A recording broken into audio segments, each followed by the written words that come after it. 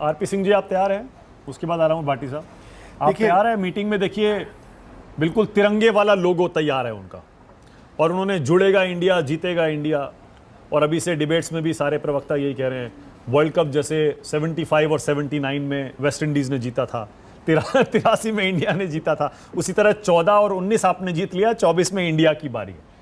पहली बात तो मारक, मेरे आज आपके डिबेट का जो आपने शीर्षक रखा, मेरे उस पर ही आपत्ति है, मोदी की कार्ड ढूंढेगा इंडिया। ये मतलब अब देखिए, ये दिक्कत आने वाली है आपको भी और सबको भी, मतलब जितने लोग आप हैं, क्योंकि आप INDA ये बोले तो समझ लगता है मोदी की कार्ड ढूंढेगा इंडिया, ये ठीक नहीं, पहली बात। दूसरी बात, अभी बीच में रुझान की बात आई थी, जरा कृपा कर जो पिछले दिनों में जितने सर्वे हुए हैं उनके रुझान बता दीजिए।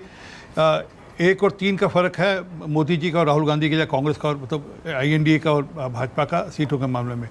तीसरी बात, आशुतोष ने CEO वाली बात करी।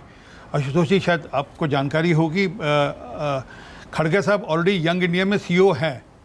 वो कंपनी के ओनर्स दोनों राहुल गांधी और सोनिया गांधी जी हैं। कहाँ से ये सच है। मैं अगर गलत हूँ, मैं तो इसलिए आशुतोष को इसलिए साक्षी बना रहा हूँ कोई मैं बहुत बढ़िया। तो वो ऑलरेडी CEO हैं उनकी कंपनी में, कोई बुराई नहीं है उसमें, क्या ठीक है। मतलब एक यंग इंडिया कंपनी है, उसके ओनर्स मालिक उसके सोनिया गांधी राहुल गांधी, उसके CEO हैं। मतलब ये नहीं कोई पे रोल्स पे है, मतलब एक नॉमेनक्लेचर के लिए सही, पर है तो है। अब इंडिया बोलने में आपको क्या आपत्ति? मुझे इंडिया बोलिए सर, मैं कह रहा हूँ, देखिए आपने एक मिनट, अभी इंडिया पे अभी आ रहा हूँ मैं, उत्तर अभी जा रहा हूँ। आपने तय किया होगा कि आप उसे घमंडिया I.N.D.I.A. या INDIA ये बोलें, लेकिन वो शॉर्ट फॉर्म में तो चलता है, जैसे हम NDA बोलते हैं, UPA बोलते थे, उसी तरह इंडिया इन्होंने रखा है नाम, भाई उनका नाम है तो हमने इंडिया बोल दिया, उसमें क्या दिक्कत है?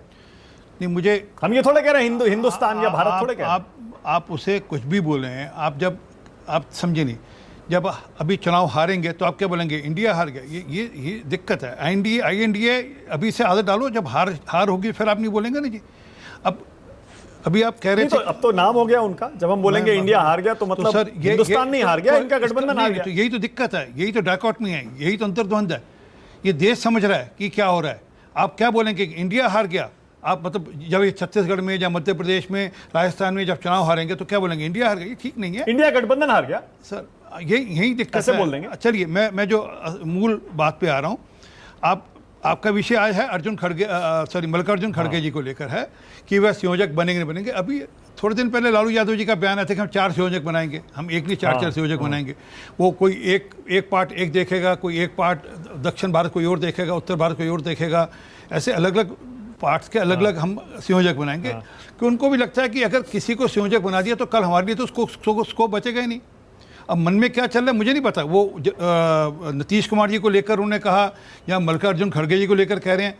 हाँ, आप कह रहे हैं मल्लिकार्जुन खड़गे जी बहुत एक्सेप्टेबल हैं, उनकी पार्टी में एक्सेप्टेबल नहीं। आप बाहर की बात कर रहे हैं। आपको याद नहीं, गए थे वहाँ पर राजस्थान के अंदर, गहलोत जी ने अंगूठा दिखा दिया था इनको। ये गए थे ना राजस्थान के अंदर जरा बातचीत करने के लिए, जब वहाँ पर हंगामा हुआ था तो अंगूठे गहलोत जी ने कहा था जाओ भैया तुम्हारा अध्यक्ष हैं। अरे हो ना, तो तब भी सर सीनियर कार्यकर्ता थे, 80 साल की उम्र के वरिष्ठ कार्यकर्ता थे। अरे सर सुन लीजिए ना, तो कैसे वो भी तब पार्टी के जो अध्यक्षा थी उसको रिप्रेजेंट कर रहे थे, वो उसको पार्टी के अध्यक्ष। पॉइंट क्या है? मैं ये कह रहा हूं कि उनकी पार्टी में मान सम्मान, आप तो उनको पूरी दलों का संयोजक बना रहे, उनकी पार्टी के लोगों का मान सम्मान नहीं कर रहे। हमारे तो हम तो पूरा खड़गे जी कर बात करते हैं। और अगर मोदी वर्सेस खड़गे हो गया, आप तैयार हैं? मैं अब वर्सेस तो कुछ नहीं होना, आप अभी थोड़े दिन रुक जाइए यार, ये 6 महीने चलते रहिए, देखते रहिएगा। अभी हाल में अरविंद केजरीवाल जी गए थे ना वहाँ छत्तीसगढ़ में, क्या बोलकर है? बघेल जी सबसे ज्यादा भ्रष्ट मुख्यमंत्री हैं देश के, ये बोलकर है। मतलब एक भ्रष्ट दूसरे भ्रष्ट को भ्रष्टाचारी कह रहा है। तो ये तो हालत है इनकी। अभी वो कह रहे हैं मुंबई जा रहे हैं, हाँ, नरेंद्र मोदी की गर्दन पर चढ़ने के लिए। आज बोले हैं वो चढ़कर आए ना, अभी बताता हूँ। अरविंद केजरीवाल जी चढ़कर आए, बघेल जी की गर्दन के ऊपर चढ़कर आए, अभी तो हाल में चढ़कर आए। अभी कल इनके जो बंगाल के नेता अधीर रंजन जी, उनका बयान सुन लीजिए क्या कह रहे हैं। 1 मिनट सुन लीजिए। बम ब्लास्ट होते हैं तो उनका क्या बयान था कि ममता बनर्जी ने यहाँ पे बम बनाने की फैक्ट्री खोल रखी है। कि मेरा बयान नहीं, अधीर रंजन चौधरी जी का बयान कृपा करके चला लीजिए। कल बोल रहे थे अधीर रंजन चौधरी जी, अगर आपस में तालमेल हो, हमारी गर्दन पे थोड़ा चढ़ रहे हैं, एक दूसरे की गर्दन पे चढ़ रहे हैं। तो मैं आपको और ऐसे बयान बता सकता हूं, तो एक दूसरे की गर्दन पे चढ़ने पे लगे। हम तो स्वागत करते हैं कि विपक्ष अच्छा हो, मजबूत हो, सबल हो। आपको बिल्कुल फिक्र नहीं है?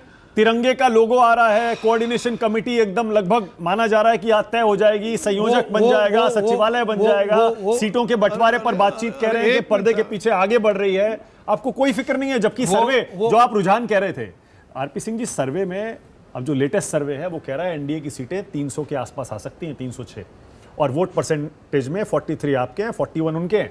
2-3% का डिफरेंस बता रहा है सर्वे। होगी बात ये आप जी, मैंने अभी जो आपको सब उदाहरण दिए, वो जो आप कह रहे हो ना तिरंगे को ये बनाने की कोशिश करें, तो ये इससे बड़ी शर्मनाक बात क्या हो सकती है कि भारत के तिरंगे को राजनीतिक उस कारण से उपयोग किया जाएगा। अब पता नहीं उसके जब वे बनाएंगे, जब उसको करेंगे तो उसका लेकर कोर्ट कचहरी क्या होगी अलग बात है, परंतु क्या बाकी दल, क्योंकि तिरंगा मतलब कांग्रेस का भी झंडा कुछ वैसे ही है, तो क्या बाकी दल उसको एक्सेप्ट करेंगे क्या कि भैया हमारे झंडे तो रह गए सब कुछ?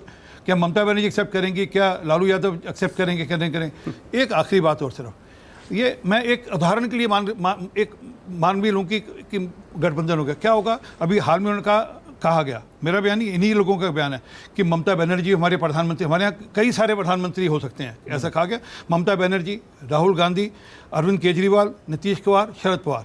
तो सोमवार, मंगलवार, बुधवार, वीरवार, शुक्रवार, ये तो हो गए 5 दिन हो गए। छुट्टी वाले दिन के लिए फारूक अब्दुल्ला सबसे अच्छे हैं। और अखिलेश जी को कौन सा बार बताया आपने? वो कोई एक दिन बताया था इन्होंने, अखिलेश जी का भी एक बार के लीजिए, अखिलेश जी का भी एक बार के लीजिए। क्यों भाटी साहब, आप कौन से दिन मानना चाहेंगे? 7 के 7 दिन बुक हो गए, अखिलेश जी का रह गया था माफी, तो 6 दिन वो हो गए, 7वें दिन फारूक अब्दुल्ला जी छुट्टी वाले। ठीक है, भाटी साहब कौन से दिन मानना चाहेंगे पीएम?